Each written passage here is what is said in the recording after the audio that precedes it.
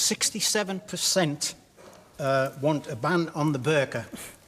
But the immigration minister, who happens to be here tonight, says it would be un-British. Who is right?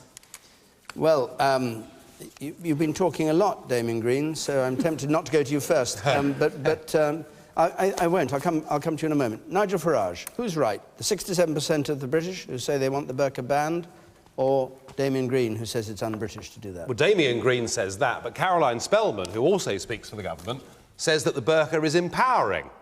Now, I find this concept absolutely extraordinary. The idea that a woman being covered up is somehow empowered when it seems to me that her chances of being fully a part of society, her chances of getting a job have been severely diminished, shows me that this government has frankly lost its courage.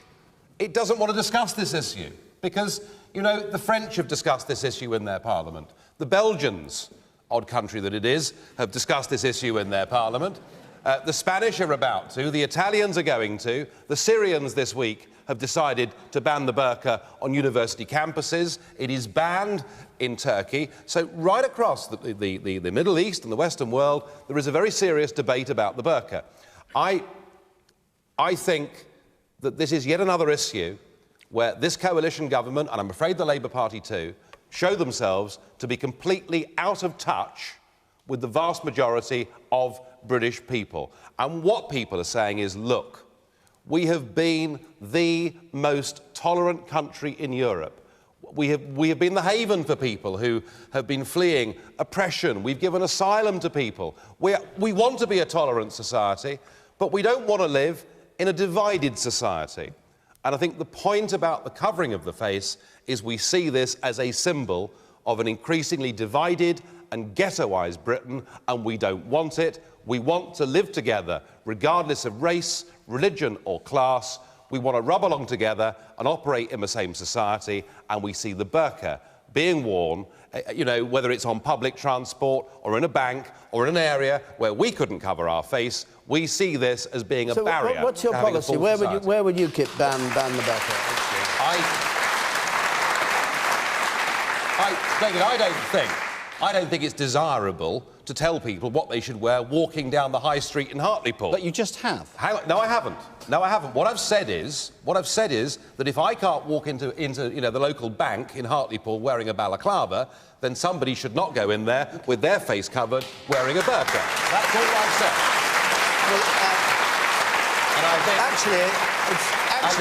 think you didn't say that. It's the first time you said that. But what you changed your policy this week. No, never changed our. But we've always said we want equality in this country. We can't have a group of people being given preferential treatment, and it is a symbol. So where you of can't wear division the balaclava, yes, the balaclava test really is what you'd like. Well, it could be the motorcycle helmet, David. Or the motorcycle helmet. But yeah. Sadiq Khan. I don't think we should legislate on what people wear. I think it's patronising for us to tell people what to wear or what not to wear.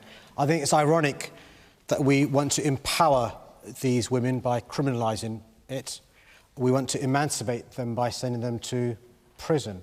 And as objectionable as some of you may find, and as oppressive as you might find, that in some countries you've got to be forced to cover up, I think people will find it equally oppressive and unpalatable that we force them not to cover up, Nigel. And what was wonderful about our country is not just the tolerance, but the respect we have for each other, not just differences of opinion, differences of culture, differences of dress. And if it's the case that the mischief is a woman wearing a niqab or a man wearing a balaclava in a bank, then in that particular circumstances you can ask them to take it off, for example, in the airports, as they do. But to then make that into a bigger argument about they shouldn't wear it on the streets. I haven't said that. It's leading to division. You use the word division. I haven't said that. Use the word preferential treatment. I think that's just disingenuous. Well, I haven't said it. I haven't said it today. So I haven't said that.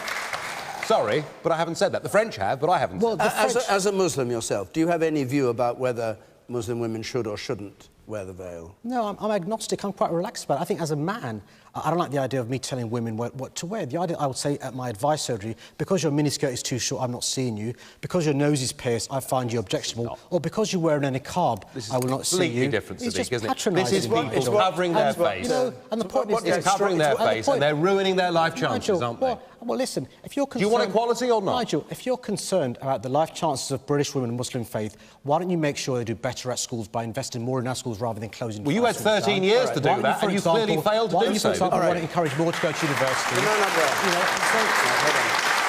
The man in the striped T-shirt there, yes. You, sir. Up there at the back, yes. Yeah, the balaclava question is hypothetical, but I have to remove my full-face crash helmet if I go into Tesco's to buy petrol. Yep. Yes. Yeah, absolutely. All right. And you, sir... OK, Damien Green, I'll come to you. What would be the BBC's viewpoint? When we signed in today, we had to show a visual photo ID of ourselves, which wouldn't have happened with somebody in a burqa, presumably. I don't know what... People do wear the burqa in question time. We've had... So what happens when they sign in? I imagine they show their faces.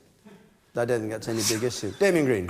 And nor is it when you come through immigration control. Absolutely. Of course you've got to show your face, to show that your face is the face of the person on your passport. So the whole security issue, which Nigel tries to raise, is a complete red herring. It's nothing to do with this debate. And I'll tell you why I said I thought a ban on the burqa was un-British. Because I think one of the best British traditions is live and let live, have mutual tolerance and respect for each other.